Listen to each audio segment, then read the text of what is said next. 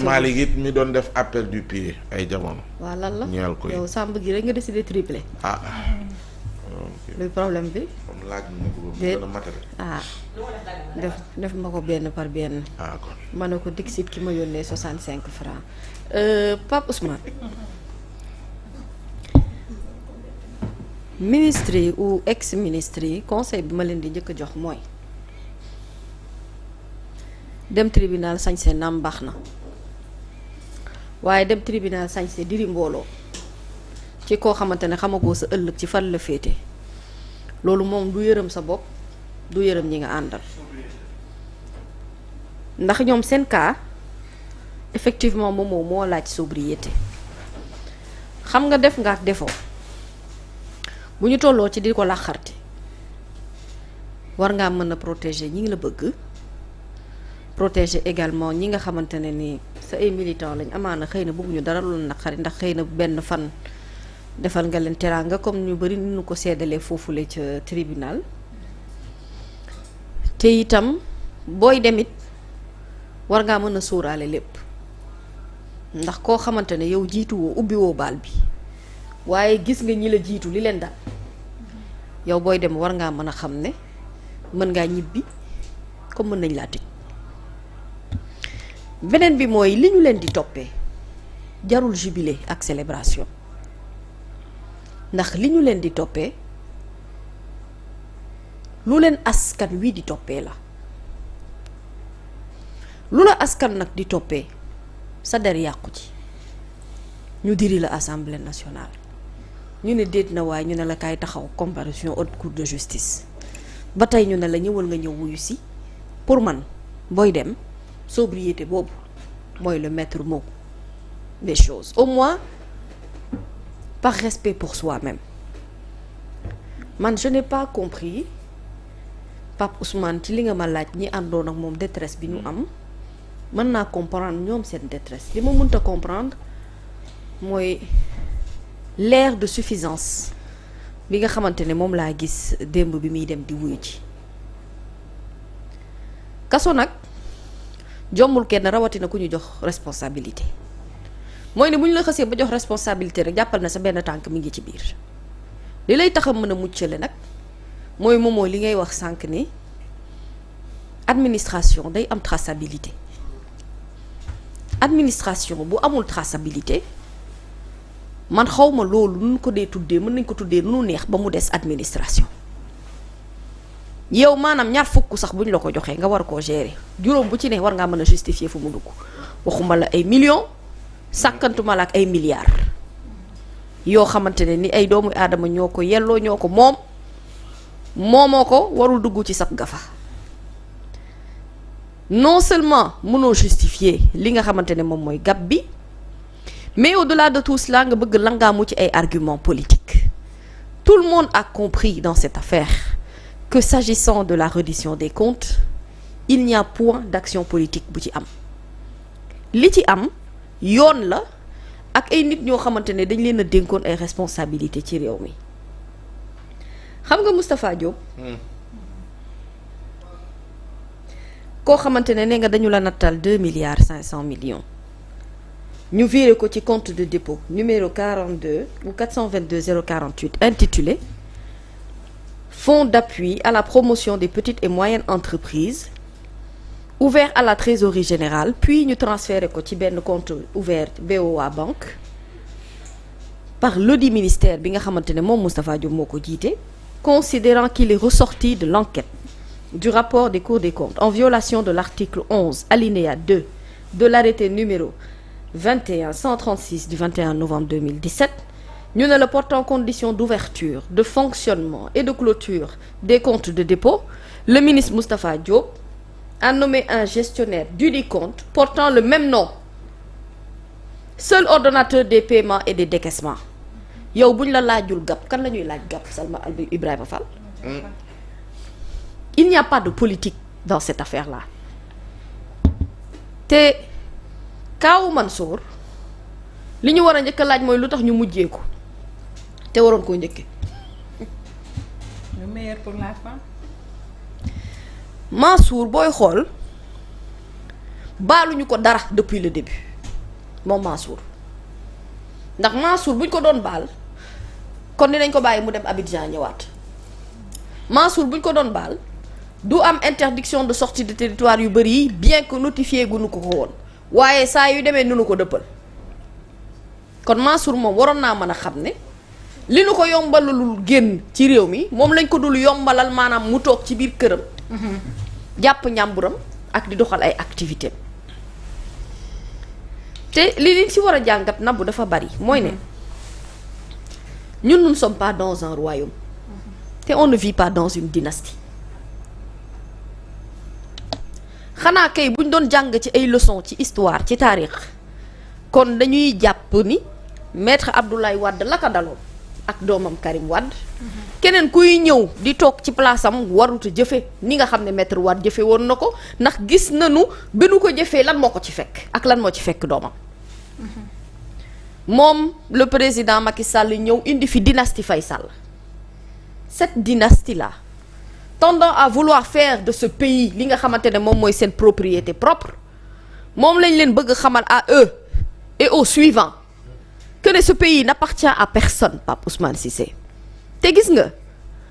dëkk moom jamais il n'est trop tard pour ñu jubbantiwaat ko teg ko ci raay bu baax bi te ñun ñëpp d'accord nañ ne justice bokk na ci li nga xam ne moom mooy doxal tëralinu réew ñii nag moom li nu yàq dafa bari bu weesoo sax ay koppar yoo xamante ne dañ leen di jiiñ naan yéen a ko jël ak jëluloo c'est-à-dire kon li ñu comprendrewul mooy ne ñun Sénégal amuñu administration Pape Ousmane je me demande corps de contrôle yi nga xam ne ak auditeurs yi ñuy yónni ci ministères yi ñuy dem di auditer mais lan la ñu auditer en fait quel est le travail qui a été fait comment une administration sérieuse muy am ci Sénégal lii xew trésor di fa xew lii xew ci ministères yi di fa xew lii xew ci direction dans les plus petites sociétés di fa xew yow daal nga jël politique lal jël ay soppe taf ci sa bopp ndax yaa ngi jël sa loxo teg ko ci sa poche boo xamante ne la nga cay tibb est-ce que sax yow yaa ko moom ba nit di la ko gërëmee tey te nag buñ lay gërëm la ci sa alalu bopp moo gën ñu lay gërëm ci alalu jàmbur la vérité est que y a pas de Mansour y a pas de Ibou Laye ki ceen lii ni nu ko waxee rek xàcc bu njëkk bi la rek xët bi sax ñëwagul ndax gëm naa ne ci réew mi lu nuy gën a avancé ñoom kon bu dee dañu jàpp ne lii ay débat politique la ba booy dem di def regroupement politique kon ñoom comprendre guñu ba tey li ñu nekk di defaraat ak di réformer waat ci réew mi ban importance la am Pape tu parleras aux directeurs généraux yi nekk ci yenn sociétés yi ci réew mi buñ la waxee li ñu fekk ci seeni biiri société da ngay comprendre kon le mal est plus profond ndax nag bu ministère doxul direction ba du mën a dox ndax lépp chaîne la te bu ci nekk dafa am bu muy dépendre. te bëri na ci ay direction yoo xamante ne fii ñu toll nii ña leen fa wuutu maanaam ña nekkoon te direction yooyee amuñ sax kër Sénégal. ba ñu paree ba ñu dindi leen ci fonction bañ doon occupé. waaw ba dañ jël avion ak seen njaboot dem occupé ji yeneen fonction bi yeneen dëkk. waaw démb am na ku ma ci dalal mu may expliquer ne ma bi mu ñëwee ci direction am nen dafa fekk. ay 12 contrats ba 13 contrats yoo xamante ne ñëpp ay CDI la nee na ñenn ñi dañuy fayeeku te duñu xëy kenn xamu leen nee na kenn ki dañ koo jox poste conseiller musul ñëw liggéey am na 2 millions de salaire xaw ma 3 millions de salaire conseiller nee na keneen ki moom dañ ko de chauffeur nga amul sax permis de conduire rawatina ñu signal ko contrat CDI muy laal salaire bu exorbitant te nekku sax ci réew ma nga France toog kooku nga licencier leen ñu xëy na la waaw yow ka dangaa def licenciement abusif xëy takk rajo yi bëgg jàpp ne réew mi ci politique la ñuy continuer di wëy xoolal il faut déjà que les politiques comprennent que aujourd'hui les masques sont tombés c'est-à-dire que présomption d'innocence ou pas le fait que sa tudd nañu sa tur ci am mbir rek loolu tax na xel ñaaw lii gën a ñaawal xel mi nag mooy le fait que mënoo justifier xam nga ku mel ni Sophie Gladima ne la man awma xaalis boo xamante ne mën naa koo cautionner ndax man ci sama salaire ministre laa yemoon waaye yow daaj waxal na la mais yow en tant que ministre yow c'est-à-dire dans tes rapports et dans tes tiroirs et même dans tes ordinateurs amul benn dossier buy war a mën a prouver traçabilité xaalis biy dugg ak biy génn dama ne Pape Ousmane ñun liggéeyuñu woon ci ay caaxaan dong la ñu nekk te man gëm naa ne système boobu dañagu fi ba tey ndax ñi fi nekkaan daan ko doxal ñoo fi continuer di nekk ba tey ci yenn administration yi dafa liggéey te am na loo xamante ne nii boo fajee góom nga ca kaw te fajoo góom bi bu wér ci biir profondeur bi boo moytuwulee li daloon ñee ñoo lay dalaat rawatina nag boo nekkee ak ay nit ñoo xamante ne ce sont des gens de mauvaise foi partis de mauvaises intentions yow nga yaakaar ne liy xew trésor suba bu nu xëyee di ko dégg loolu jaadu na ci dëkk bu normal ñun kon dañoo considérer ne ñun ba tey ñun Sénégal Ibrahima Sall réew la quoi nous sommes dans un pays normal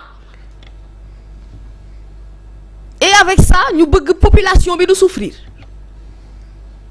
day souffrir kay parce que dëkk bi dañu koo jël xaaj ko ñaar am les plus forts et les plus faibles léegi nag aujourd'hui c'est la justice des plus faibles mooy régner ndax cerey baadoo la mënul continuer di ciim cerey buur loolu mënta ne